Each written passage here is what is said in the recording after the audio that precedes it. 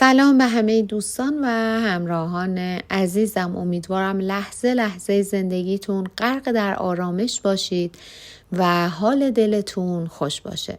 با هم آماده میشیم برای گرفتن فال امروز. هر نیتی که در ذهنتون دارید، نیت کاری، تحصیلی، احساسی، هر نیتی که دارید انجام بدید. تا چند ثانیه دیگه میریم سراغ دیوان و من غزل و تفسیرش رو براتون میخونم.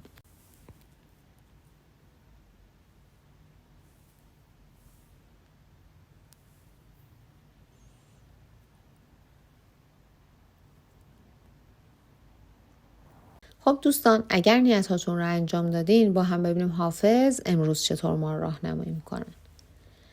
روی بنمای و وجود خودم از یاد ببر، خرمن سوختگان را همه گو باد ببر. ما چو دادیم دل و دیده به طوفان بلا، گو بیا سیل غم و خانه ز بنیاد ببر. زلف چون عنبر خامش که ببوید هیهات، ای دل خام طمع این سخن از یاد ببر. سینه گو شعله آتشکده فارس بکش، دیده گو آب رخ دجله بغداد ببر. دولت پیر مغان باد که باقی سهل است، دیگری گو برو و نام من از یاد ببر. سعی نابرده در این راه به جایی نرسی، مزد اگر می طلبی طاعت استاد ببر. روز مرگم نفسی وعده دیدار بده، وانگه هم تا به لحد فارغ و آزاد ببر. دوش می گفت به مژگان درازت بکشم، یارب از خاطرش اندیشه بیداد ببر. حافظ اندیشه کن از نازکی خاطر یاد، برو از درگهش این ناله و فریاد ببر. خب دوستان، باید بگم این غزل حافظ قبل از تبعیدش به یزد سروده شده و این در حالی هست که در ابیات ابتدایی حافظ با محبوب خودش صحبت میکنه و از اون میخواد که با نمایاندن چهره خودش باعث بشه حافظ وجود خودش رو از یاد ببره.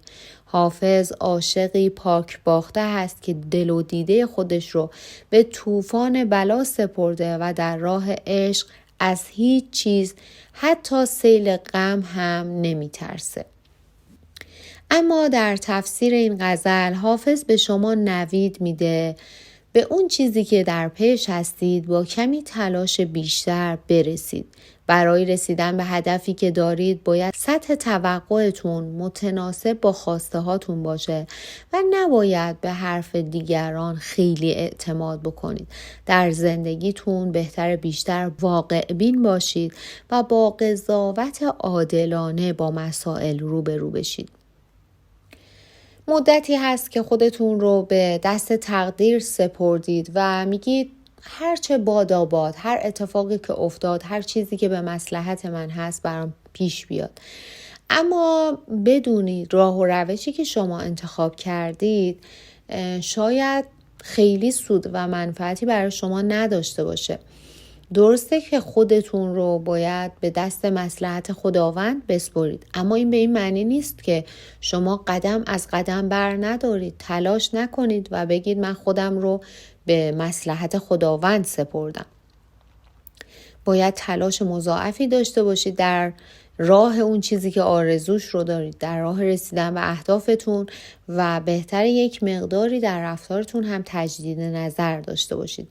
نیتی که دارید و هدفی که در سرتون هست نیاز به زحمت داره و باید بدونید که تقدیر هم برای شما اینطور خواسته و چاره‌ای نیست. نگران نباشید. با تلاشی که دارید، با دقتی که دارید میتونید به نتیجه دلخواه هم برسید. چون توفیق خداوند هم با شما همسو میشه، با شما همراهی میکنه. شاید الان در مرحله آزمایش الهی قرار گرفتید، اما مطمئن باشید که میتونید از این آزمایش الهی سربلند بیرون بیاید و همونطور که به شما وعده شادی داد به نتیجه مطلوب هم میرسید. به امید خدا به زودی خبرهای خوب یا ملاقاتی که برای شما مهم و سودمند هست براتون رخ میده و این خبر و این ملاقات به زندگی شما رونق میبخشه.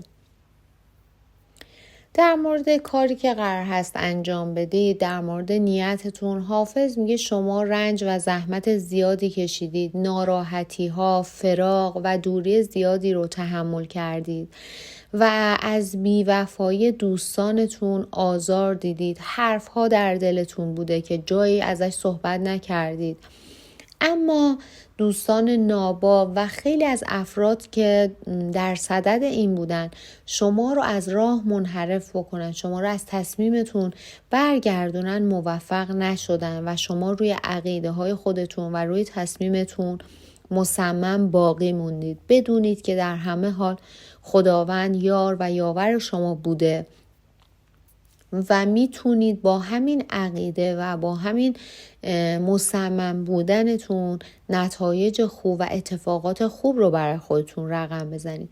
حافظ بهتون مژده میده که دوران ناراحتی و رنجتون رو به پایان هست و به زودی پیروزی برای شما رقم میخوره.